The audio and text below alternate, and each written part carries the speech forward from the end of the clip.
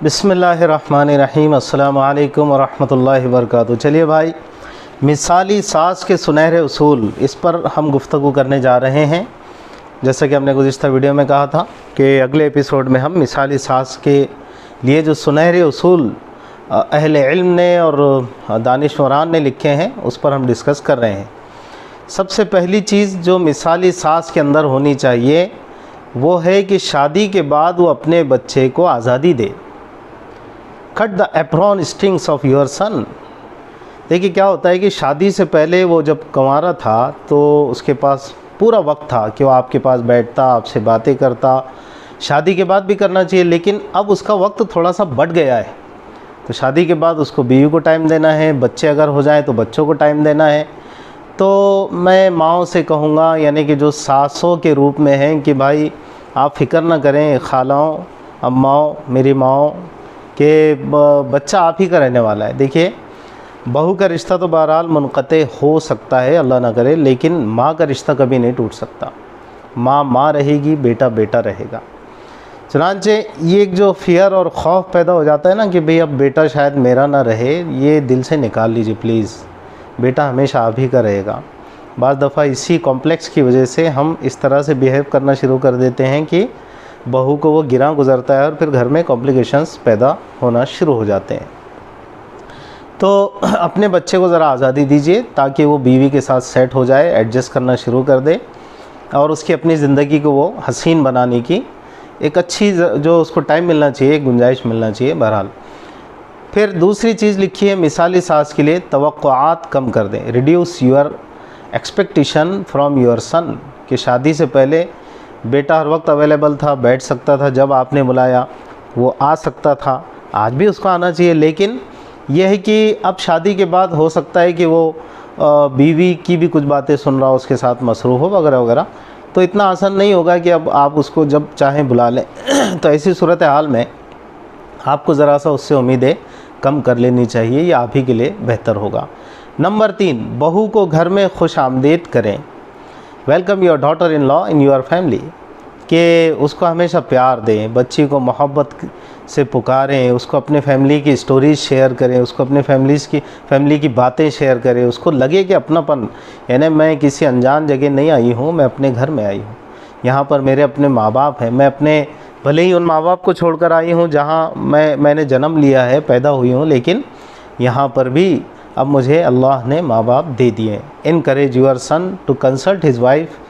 तो बेटे को भी इस पर उभारे कि बेटा अपनी बीवी को भी वक्त दिया करे। मैं तो जानता हूँ कि भाई ये ज़रा सासों के लिए ऐसा उसूल है कि सारा झगड़ा यहीं से तो शुरू हो रहा है कि सासें अगर ये करना शुरू कर दे तो माशाल्लाह सारा झगड़ा ही ख़त्म हो जाए। लेकिन करना पड़ेगा ये, ताकि आपके बेटे की ज़िंदगी भी हसीन बने और आप भी ज़िंदगी में खुश रहें। वरना अगर आप समझेंगे कि भाई ऐसा करते हुए आप खुश रहेंगी तो सवाल ही पैदा नहीं होता।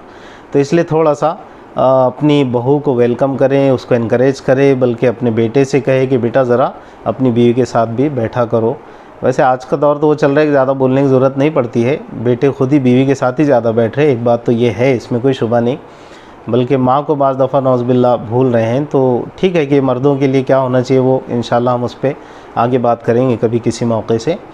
लेकिन इस वक्त तो जो इन्हें हमारी बात चल रही है तो मदर इन लॉ से मुतालिक, सासों से मुतालिक, कि थोड़ा सा आप ही एडजस्ट कर ले। आप बड़ी हैं, आप माँ का दर्जा रखती हैं, आपको ज़िंदगी का तजुर्बा है, तो क्यों ना आप ये तय कर ले कि भाई चलो ठीक है, तुम जाने तुम्हारी ज़िंदगी, तुम खुश रहो। नंबर 4, बहू को काम करने की आज़ादी दें। बहुत ही ज़रूरी उसूल है। She should learn from her experience. बाज़ दफ़ा मिसाल के तौर पर वो अपने बच्चे के लिए फ़िटर बना रही है, कुछ बना रही है, कोई चीज़ कर रही है, तो बाज़ दफ़ा ऐसा होता है कि उसमें गलती करती है। तो गलती करती है तो सासें उसको टोकती है, जो उनकी जगह सही भी होता है। वो टोकना कुछ गलत नहीं होता है। देखिए, बड़ों का अपना एक्सपीरियंस होता है, तो बड़े अपने तजुर्बे की रोशनी में चाहते हैं कि छोटे उनसे सीखें। लेकिन छोटी छोटी बातों पर अगर पॉइंट आउट करना शुरू कर दिया जाएगा, तंबीह करना शुरू कर दिया जाएगा, तो बहरहाल बहू इसको नेगेटिव लेगी और फिर इस तरह से रिश्तों में एक तलखी का अंदेशा पैदा हो जाता है। नंबर 5, ख़ुद से मशवरा देना यह मुदाखलत होता है। Any unasked advice is interference. बहू ने अगर कोई मशवरा मांगा नहीं तो उसको देना भी नहीं चाहिए, ताकि वो ख़ुद सीख ले, समझ ले, पूछ ले। वरना उससे पहले जब आप मशवरा देंगी तो होगा ये कि फिर वो समझेगी मुझे सिखा रहे हैं, कि मुझे इतना भी नहीं समझता, कि मैं अनपढ़ हूँ वगैरह वगैरह।